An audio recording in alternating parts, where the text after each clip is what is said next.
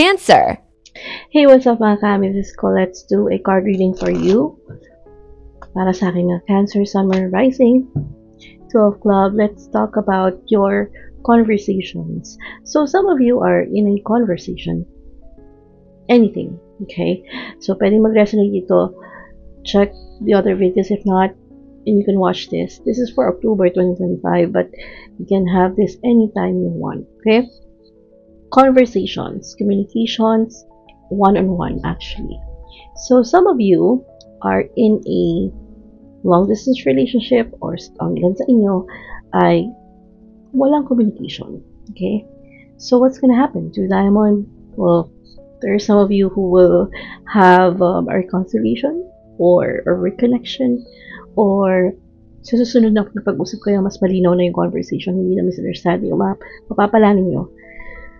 And some are going to make a very solid agreement, confirmation, or a committed interaction with someone. Okay? This can also mean na pwede yung iba ay galing sa rejection, and then this time around, sa pag-uumpisa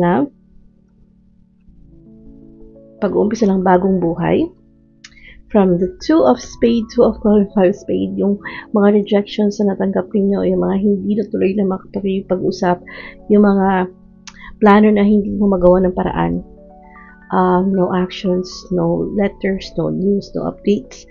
Well, this time around, you can expect the next coming days to give you enlightenment, an idea.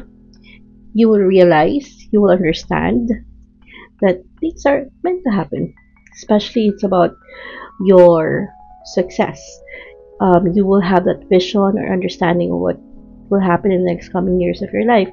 Pwedeng pumasa sa interview ang ilan sa inyo, or ma-appreciate ng mas magaling yung tao, ng mas influential mga tao or institution, and you're going to collaborate or partnership ito. Confirmation ng partnership ito. Ang ilan sa inyo love life, going to commitment, or trabaho na pang long lasting. Okay? So, I will get some cards from this one, Oracle card. Fulfillment, foundation and achievements in reverse is a sign na you feel not happy or discontented or bored within a certain situation or location.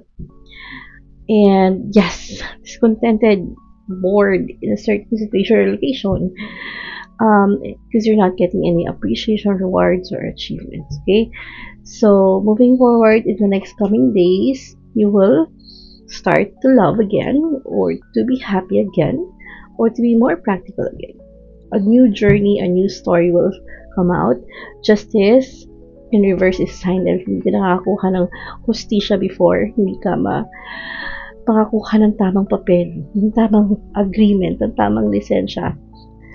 This time around, King of Cups, a new offer of love or appreciation sa mas tamang tao, sa mas mabuting pakikisama, sa mas gentle na tao, sa mas perfect na kausap yon.